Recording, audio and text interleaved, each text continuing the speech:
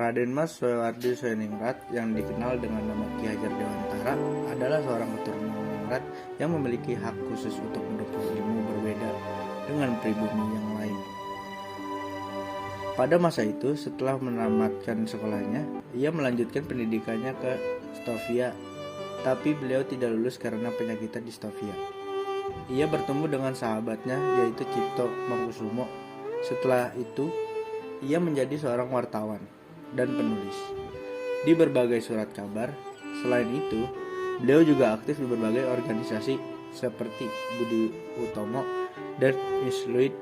Di sini beliau bertemu dengan Dos Dekker yang juga akan menjadi sahabatnya. Pada saat itu, Dos Dekker, Ki Hajar Dewantara, dan Cipto Mangkusumo mengadakan sebuah pertemuan. Saya membuat sebuah partai pada ikut serta dalam pembuatan partai ini. Apa tujuan pembentukan partai ini? Betul itu. Mengapa Anda ingin membuat sebuah partai? Jadi tujuan saya membuat partai ini untuk menundukkan semua orang-orang yang keturunan Belanda dan pribumi untuk menjadi satu. Oh, kalau itu saya setuju. Ya, setuju. Mari kita mendirikan partai ini bersama-sama. Kira pada tanggal 25 Desember tahun 1912, insiden partai didirikan. Cipto Mangunkusumo tergesa-gesa berlari menuju Ki Hajar Dewantara dan Dos Dekker. Silahkan dimakan makanannya.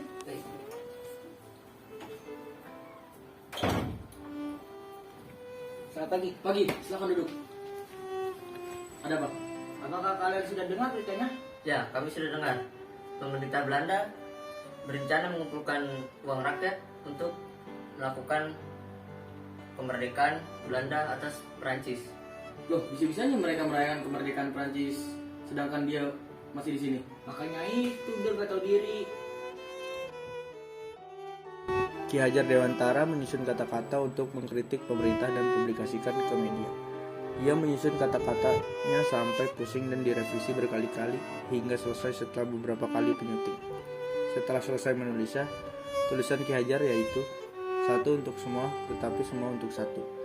Dan juga seandainya aku seorang Belanda, dipublikasikan di Connect to Cipher atau The Express yang berisi kritikan pedas kepada pemerintah Hindia Belanda pada saat itu. Gubernur Indebuk pun marah dan menyusun tentaranya untuk menangkap Ki Hajar Dewantara dan kedua temannya. Kurang ajar sekali dia. Tentara, Siap, Tuan. tangkap Ki Hajar Dewantara dan kedua temannya. Siap, Tuan. Mereka akhirnya ditangkap dan diasingkan ke Belanda pada tahun 1913. Di sana Ki Hajar Dewantara bertemu dengan organisasi pelajar asal Indonesia, yaitu Indis Vereniging. Ki Hajar pun menghampiri mereka dan mengatakan sesuatu pada mereka. Teman-teman, kita sebagai saudara sebangsa, kita harus memikirkan masa depan pribumi asal tempat kita. Sejak saat ini, Ki Hajar Dewantara bertujuan untuk meningkatkan pribumi di bidang pendidikan. Ki Hajar Dewantara kembali ke kampung halamannya pada September 1991 dengan membawa Europes Akta atau Akta Eropa yang diketahui merupakan ijazah bernilai tinggi pada saat itu dan bertujuan untuk meningkatkan pendidikan masyarakat di sekitarnya.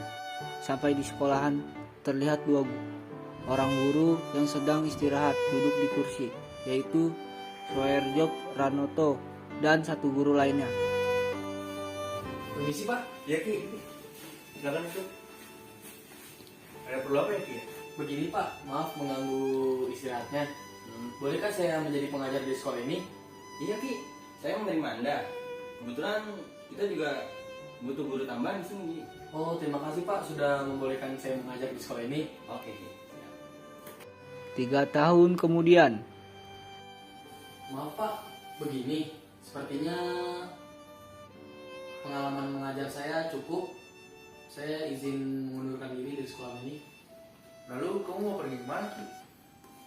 Saya akan mendirikan sekolah untuk anak-anak menimba ilmu di daerah sini. Ya sudah kalau begitu Ki. Oke, terima kasih Pak. Pada 3 Juli 1922, beliau meresmikan perguruan Taman Siswa Yogyakarta. Sistem pendidikan yang dibuatnya digunakan hingga kini, bersama slogannya yaitu Tuturi Handayani. Beliau menjadi salah satu ikon pendidikan karena jasanya.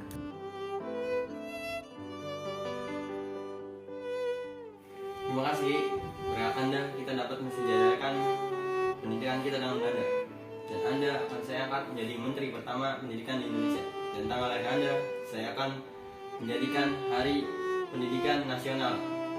Baik Bung, terima kasih atas kepercayaannya.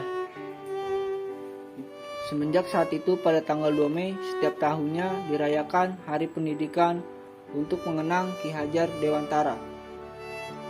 Cukup sekian dan terima kasih.